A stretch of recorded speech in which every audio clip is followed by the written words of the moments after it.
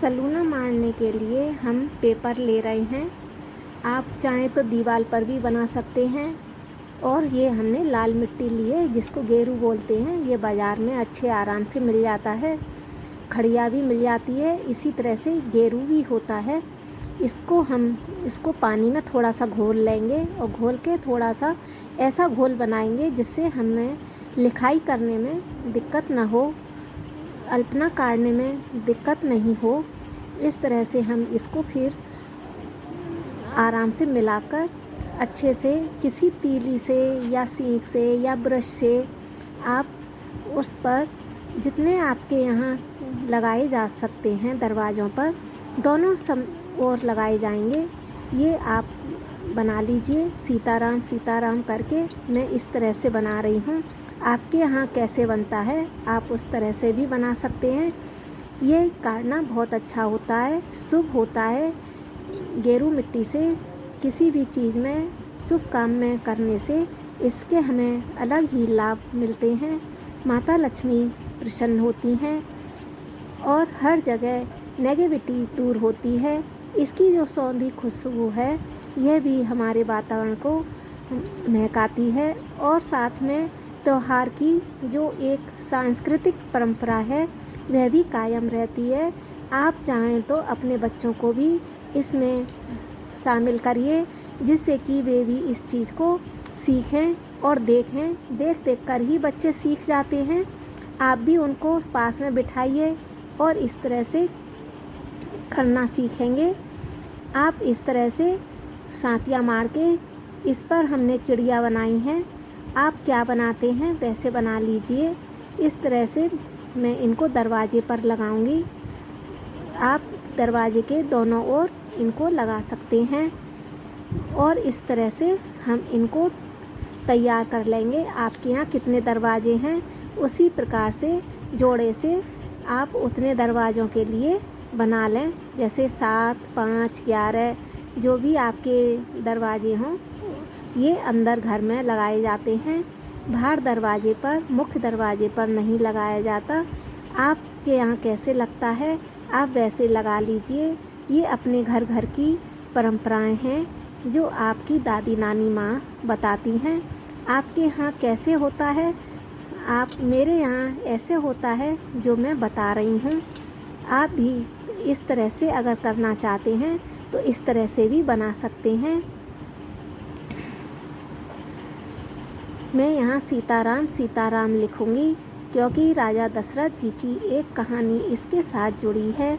क्योंकि जब राजा दशरथ जी को ऐसा लगा कि कोई पानी पीने आया है, राजा दशरथ जी शिकार खेलने गए थे और उन्होंने शब्दभेदी बाण चलाया था जिससे श्रवण कुमार को मृत्यु प्राप्त हुआ था। और उनकी याद में उनके माता पिता ने जो अंधे थे उन्होंने उनके राजा को श्राप दिया और वे भी ख़त्म हो गए, मृत्यु को गले लगाया। उसकी याद में इस परंपरा को हम निभाते हैं। इसी तरह से हमारे भी बच्चे आगे चलकर श्रवण कुमार की तरह इस परंपरा को निभाएं और हमारे अपने मम्मी पापा को अपने साथ रखें और उनसे ज्ञानवर्धक बातें मिल सकें। आपके यहाँ कैसे होता है ये मैं आपको बता रही हूँ। इसी तरह से अधिकतर सभी जगह होता है। ग्रामीण क्षेत्रों में तो बहुत सुंदर सुंदर बनाया जाता है। मेरे यहाँ इस तरह से बनता है तो मैंने इसको ऐसे ही बनाया है। ये इसमें 2 टोकरियाँ बनाई हैं और श्रवण कुमार बनाए हैं। उन टोकरियों में मैंने उनकी डिज़ाइन बनाई है उनके मम्मी पापा की। इस तरह से मैंने टोकरियों में उन बड़े बूढ़ों को जो श्रवण कुमार के माता पिता थे उनको भी इसमें बिठाया है। इसमें आप देख पा रहे हैं ये छोटे छोटे रूप में ही मैंने इनको उसमें टोकरी में बना दिया है।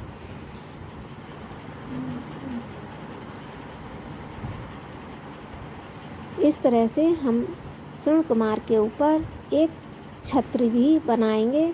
इसकी छत्र छाया से अगर भगवान खुश होते हैं तो हमारे को भी छत्र छाया मिलती है।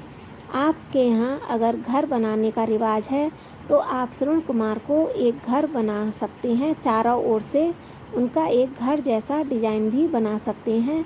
मेरे यहाँ इसी तरह से बनता है, छत्र तैयार करके इस तरह से मैं बना रही हूँ।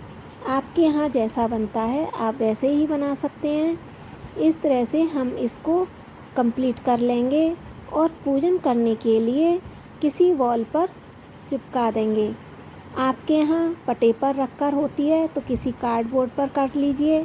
दीवार पर रखते हैं, आपके यहाँ किचन में रखते हैं, मंदिर में रखते हैं, दरवाजे के दोनों ओर रखते हैं। आपके यहाँ कैसे होता है वैसे कर लीजिए। और इनकी पूजा रोली, हल्दी और आपके यहाँ सिमई की खीर बनाते हैं, कोई मीठा बनाते हैं या घेवर से भोग लगाते हैं।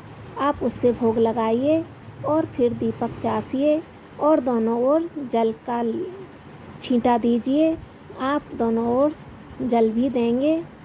इस तरह से हमारी ये पूजा कंप्लीट हो जाएगी। फिर उसके बाद हम दक्षिणा देंगे। अगर आपके यहाँ जवारे रखाते हैं तो आप जवारे की भी पूजा कर सकते हैं और उसके ऊपर राखी बांध सकते हैं। इस तरह से आप अपने श्रवण कुमार की पूजा को करेंगे। फिर उसके बाद बहन बेटियों के राखियां बंधती हैं। सबसे पहले पूजन होती है श्रवण कुमार जी की, सूर्य नारायण जी की। सबसे पहले नहा के सूर्य नारायण जी की पूजा करें, उसके बाद शिव जी की पूजा करें, शिव जी को जल चढ़ाएं, हनुमान जी की पूजा करें, विष्णु जी की पूजा करें और कृष्ण जी की भी पूजा करें और सबको राखी बांधें। इस तरह से मैं करती हूँ और आप कैसे करते हैं वैसे आप कर लीजिए। फिर हम श्रवण कुमार की पूजा करते हैं। पूजन करने के बाद फिर बहन बेटियां भाइयों के राखी बांधती हैं और पूजा करती हैं और खाना खिलाती हैं और भाई उनको दक्षिणा में कुछ भी उपहार स्वरूप भेंट देते हैं। आपके यहाँ क्या होता है वैसे आप कर सकते हैं।